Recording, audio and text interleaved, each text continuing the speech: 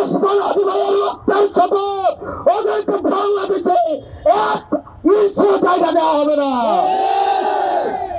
উসমান হাদির মতো 2 মিনিট জীবন নিয়ে বেঁচে থাকা বেশি সম্মানে। গতকালের গুলিটা উসমান হাদির মাথা দিয়ে ফুটো করে যায় নাই, এটা বাংলাদেশের প্রত্যেকটা মানুষের বিবেক ফুটো করে গেছে। উসমান হাদি হওয়া সম্ভব না। গত 1 বছরে বাংলাদেশে শুধুমাত্র একটা উসমান হাদি ছিল। গত 54 বছরে বাংলাদেশ একটা উসমান হাদিকে উপহার দিতে পারছে। দলদাস, সেবাদাস, পদ পদবি, পোস্টিং, প্রমোশন, নিজের ব্যবসা টিকিয়ে রাখার স্বার্থে 80 বছর ধরে জীবন্ত লাশ হয়ে বেঁচে থাকার থেকে উসমান হাদির মতো 2 মিনিট জীবন নিয়ে বেঁচে থাকা বেশি সম্মানে। আপনি চাইলে উসমান হাদি হইতে পারবেন না, আমি চাইলে উসমান হাদি হইতে পারবো না। উনি বাংলাদেশকে ইনসাফের পথে নিয়ে যাইতে চাইছে। আমরা ব্যক্তি স্বার্থে, দলীয় স্বার্থে, সিটের স্বার্থে, ব্যবসায়িক স্বার্থে, একটা টিভি চ্যানেল পাওয়ার জন্য, একটা গরুর হাটের জন্য, একটা বাজারের ইজারার জন্য, একটা থানা কমিটির জন্য, একটা জেলা কমিটির জন্য, ইউনিয়ন সভাপতি হওয়ার জন্য নিজের মেরুদণ্ড বিক্রি করে দিয়ে আমরা সেবাদাস হয়ে থাকতে চাই। রাজনৈতিক দলগুলো তৈরি হয়ে গিয়েছে। প্রিয় ভাইরা, উসমান হাদির কাছে আমাদের প্রতিজ্ঞা আছে। উসমান হাদির যে শহীদ মৃত্যুর যে আকাঙ্ক্ষা, সকল ধরনের দুনিয়াবি লোভ, প্রত্যাশা, পদের লোভ, এগুলোর ঊর্ধ্বে উঠে উনি বাংলাদেশের প্রশ্নটা সবচেয়ে বড় আকারে উনি রেখেছেন। দুর্ভাগ্যজনক বিষয়, আমরা ওনাকে ধারণ করতে পারি নাই। গতকালের গুলিটা উসমান হাদির মাথা দিয়ে ফুটো করে যায় নাই, এটা বাংলাদেশের প্রত্যেকটা মানুষের বিবেক ফুটো করে গেছে। আমরা আওয়ামী লীগের সাথে এখন সবাই পরকিয়া করি। বিশ্ববিদ্যালয়গুলোতে এসে আওয়ামী লীগ এখন মিছিল করে, মিটিং করে।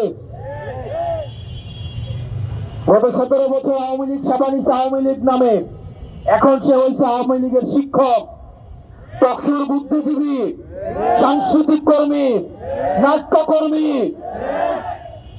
ফ্যাসিস্টের কোন ধরনের বাংলাদেশে কোন স্পেস হবে না, সে যেই নামেই থাকুক না কেন। এখন যে গুলশানের জাতীয় পার্টি নামে এই কুলাঙ্গার নামের ঐক্যবদ্ধ হচ্ছে, উসমান হাদি ভাইয়ের রক্তের শপথ, ওদেরকে বাংলাদেশে এক ইঞ্চি জায়গা দেওয়া হবে না।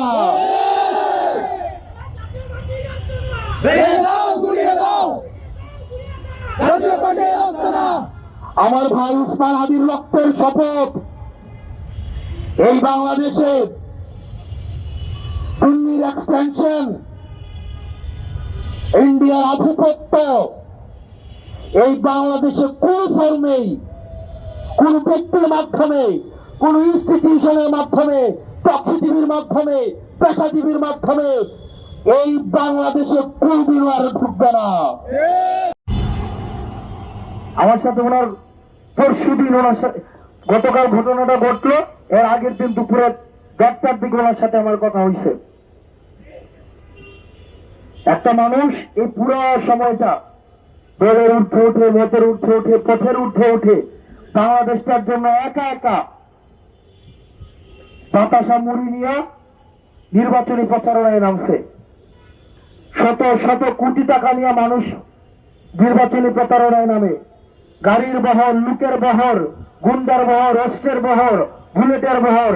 সেই জায়গায় উসমান হাদি মানুষের মন জয় করেছে বাতাসা এবং মুড়ি নিয়ে। আমি ভাইরে কইলাম,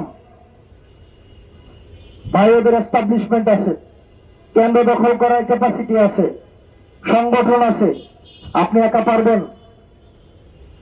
উনি আমারে বলে, জিতা হারা মুখ্য না, নির্বাচনে জিতবো কি জিতবো না নেতৃত্বের ফয়সালা উপর থেকে নির্ধারিত হয়, কিন্তু এই লড়াইয়ের মধ্য দিয়ে, এই সংগ্রামের মধ্য দিয়ে আমি মানুষের মন জয় করতে চাই, এবং দিন শেষে উনি মানুষের মন জয় করতে পারছে। আমাদের সবার এই জায়গায় ঐক্যবদ্ধ হতে হবে। আমরা বাংলাদেশটার প্রশ্নে আমাদের সবাইকে এক থাকতে হবে।